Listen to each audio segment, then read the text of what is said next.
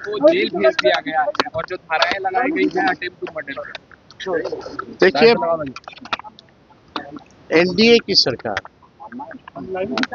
खास तौर पे जो प्रतिनिधि उनके, जब दिल्ली में बैठ करके जेपी नड्डा ने स्वयं स्पष्ट कर दिया कि किसी भी छात्रों पर जो है कार्रवाई नहीं की जाएगी, सारे मुकदमे वापस लिए जाएंगे और जो भी गिरफ्तार छात्र हैं उनको रिहा किया जाएगा, तो सवाल ये उठता है कि बिहार में AK-47 क्यों चलाया जा रहा है?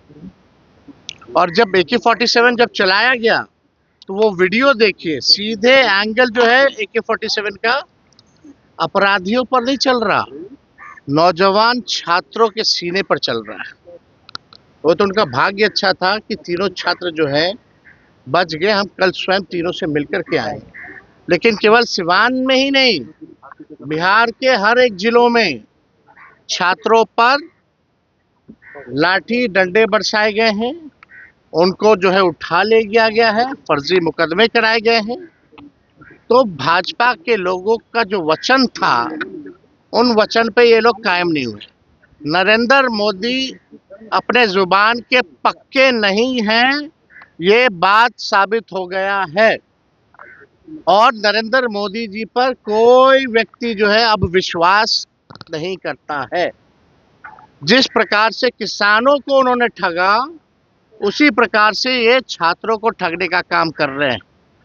और ये दिखावटी कार्रवाई हम सभी लोगों से पूछना चाहते हैं जो यहाँ उपस्थित हैं, मीडिया के भाइयों, कितने बड़े से बड़े आंदोलन हुए, आज तक किसी भी राज्य में देश के कोई भी पूर्व में, भूत में, वर्तमान में अगर AK-47 अगर चलाया गया हो किसी आंदोलन को रोकने के लिए या भीड़ को कंट्रोल करने के लिए, तो आप हमको बताइए।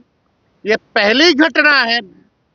ये सम्राट चौधरी मुख्यमंत्री बनने के बाद 100 दिन में कुछ काम नहीं किया, लेकिन छात्रों पर गोली चलवाया और उन छात्रों पर गोली चलवाया जो नीट पेपर लीक के प्रोटेस्ट में आए थे, जो न्याय चाहते थे, जिनकी उम्र 16 साल 17 साल की थी, उन पे इन्होंने गोली चलवाने का काम किया। एक सिपाही को बर्खास्त करके आप ये दिखाते हैं कि जिन्होंने आदेश दिया उनको आप बचाना चाहते हैं। इसके आदेश पे हुआ क्या? SP पे कार्रवाई हुई या गृह मंत्री खुद मुख्यमंत्री है, क्या उनका आदेश था? क्या DGP का आदेश था? हम इसके लिए न्यायिक जांच की मांग करते हैं और सम्राट चौधरी की खुद वो आपराधिक छवि के हैं, ना नाम पे ना काम पे वोट मिला, सिलेक्टेड मुख्यमंत्री जो बड़बोले हैं, लाउड माउथ हैं, कोई काम नहीं किए, केवल गोली चलवाने का काम करते हैं। क्या उनकी जवाबदेही नहीं बनती कि खुद सामने आकर के जो स्थिति है उस पर स्पष्ट वक्तव्य दे,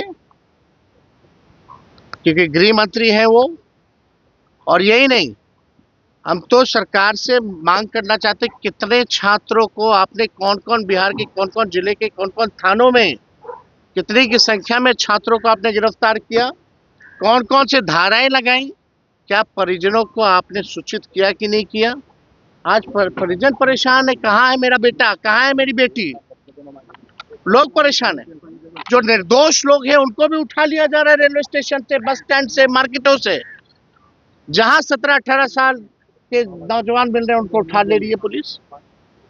भीड़ को कंट्रोल करने का एक प्रोटोकॉल होता है, उस प्रोटोकॉल का उल्लंघन हुआ है और ये गोली जैसा कांड, वो तो किस्मत उन तीनों छात्रों की अच्छी थी कि वो बाल बाल बच गए, लेकिन आज तक देश में ऐसा नहीं हुआ। देर रात जो है पेपर लीक बिल भी पास हुआ है। देर रात जो है परिजन लोग जज के आवास में वहाँ पे पहुंचे थे, कई बच्चों को पेश किया गया था, देर रात जो जेल में भेज दिया गया। हमने पहले कल भी आते हमने ये बात कही है कि अगर आज शाम तक, देर रात तक अगर उन छात्रों को नहीं छोड़ा जाए, अगर उन पर वो मुकदमा वापस नहीं लेती है सरकार, तो बिहार की धरती क्रांति की धरती है, बदलाव की धरती है।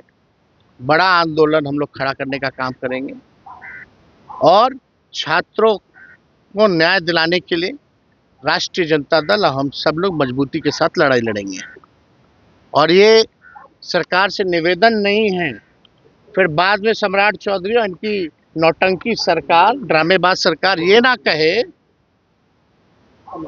कि भाई इन्होंने इंटीमेट नहीं किया।